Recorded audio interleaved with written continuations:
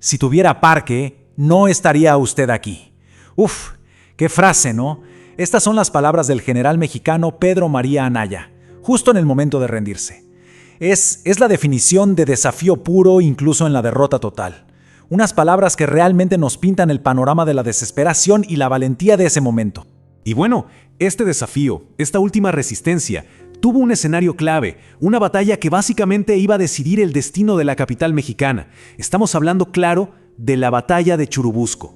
A ver, viajemos en el tiempo a ese día, 20 de agosto de 1847.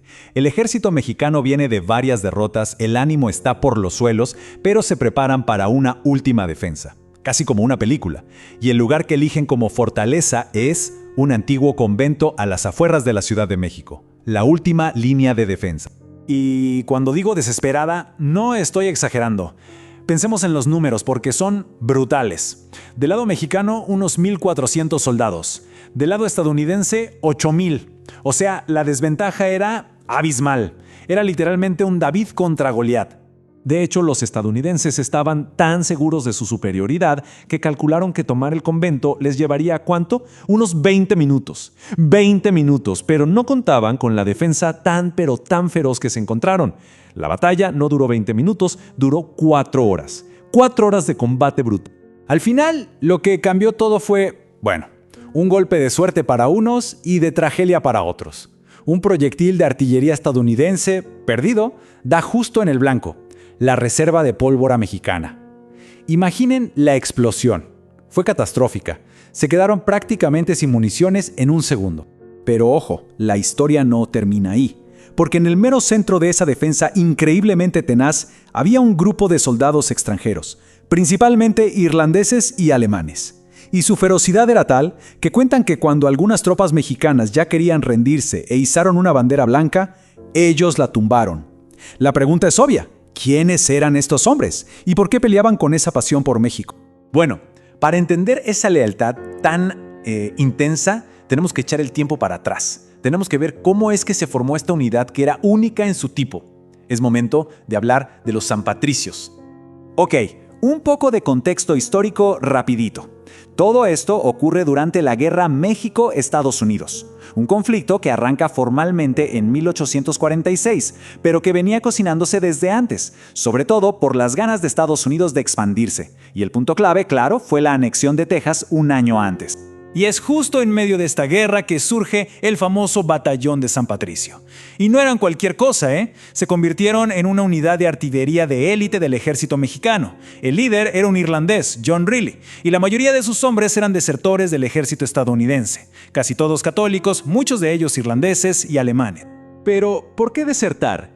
¿Qué te lleva a cambiarte de bando en plena guerra? Pues las razones son varias y bastante complejas. Por un lado, estaba el maltrato que recibían en el ejército de Estados Unidos. Había muchísima discriminación contra los católicos en un ejército que era mayormente protestante. Así que de repente vieron en el pueblo mexicano, que también era católico, una causa con la que se identificaban. Y claro, también había incentivos más prácticos.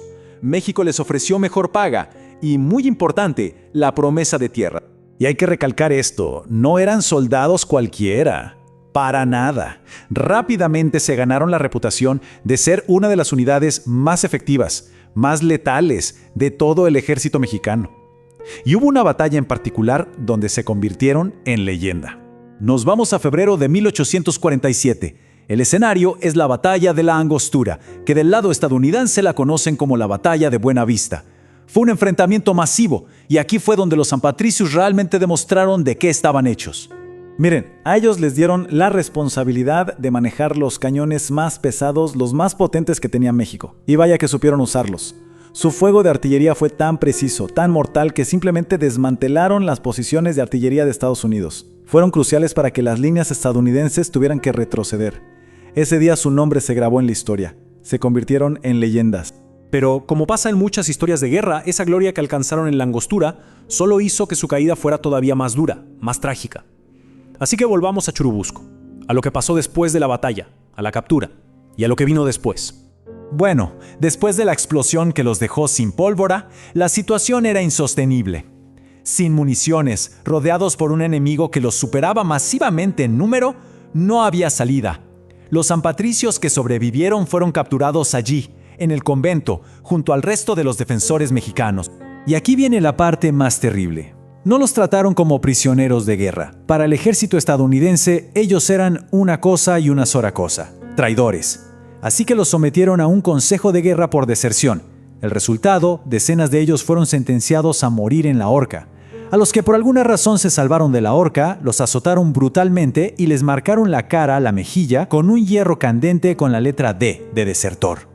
Y en un acto final de crueldad casi teatral, programaron la ejecución masiva para que ocurriera en el momento exacto en que la bandera de Estados Unidos fuera izada en lo alto del castillo de Chapultepec. Este final, tan brutal, tan calculado, es lo que selló para siempre su doble legado.